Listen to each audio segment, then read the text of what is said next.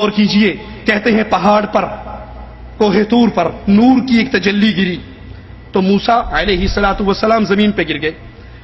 موسیٰ علیہ السلام کوہ طور پہ پڑنے والی تجلی کو برداشت نہیں کر سکے، یہ اس کی پرواز تھی۔ اور میرے نبی کی پرواز کیا تھی کہ اللہ نے عرش پہ اپنے حبیب کو بلا کر کیا کہا، یا حبیبی ادنو منی۔ اللہ کے نبی عرش پہ پہنچ گئے، اللہ بھی عرش پہ ہے، نبی بھی عرش پہ ہے، اور اللہ کہہ رہا ہے میرے حبیب اور آگے آ جاؤ۔ اللہ نے نبی کھسک کے تھوڑے اگے ہوندے نے، وہ پھر کہتا ہے اور آگے آ جاؤ، یا حبیبی ادنو منی، نبی اور آگے ہوتے ہیں، اللہ پھر کہتا ہے یا حبیبی ادنو منی، اے میرے حبیب اور آگے آ جاؤ۔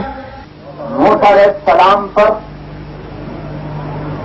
ایک آپ کو سائنس کی بات بتاتا تھا، یہ خلا اتنی بڑی ہے کہ اگر ایک جہاز چلایا جائے جس کی رفتار 1,88,000 میل فی سیکنڈ ہو اور وہ 1 ارب سال اڑتا رہے تو آسمان کے نیچے کی خلا کو ناپ نہیں سکتا، تو اوپر کتنا ہوگا؟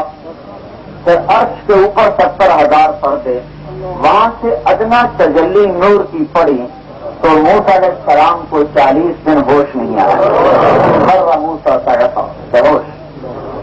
اور یہاں ثم دنا فتدلی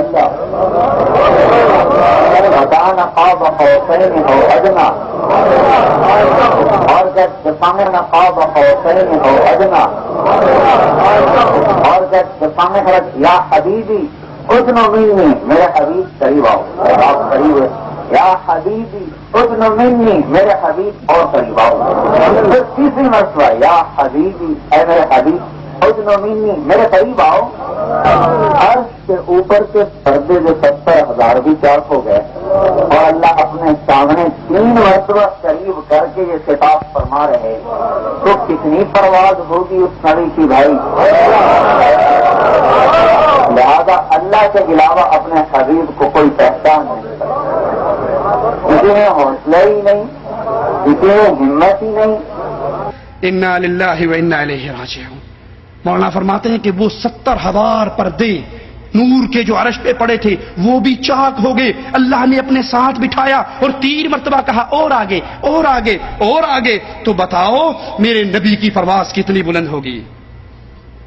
پہلی بات مولانا کاش آپ نے یہ قصہ سناتے ہوئے کسی ایک حدیث کا نام ہی بیان کر دیا ہوتا کہ یہ حدیث فلاں کتاب کے اندر موجود ہے جس سے میں نے یہ قصہ پڑھا۔ پہلی بات اللہ اپنی صفت علوم میں تنہا ہے، یکتا ہے، اللہ اپنے عرش پر مستوی ہے، اللہ کی کوئی مخلوق اللہ کے عرش پہ نہیں جاتی۔ اور دوسری بات قیامت کی دیواروں تک مولانا طارق جمیل اس قصے کا، اس جھوٹے واقعے کا کوئی ثبوت نہیں دے سکتے، کہیں پر اس کی دلیل نہیں مل سکتی۔ ہاں انہی کے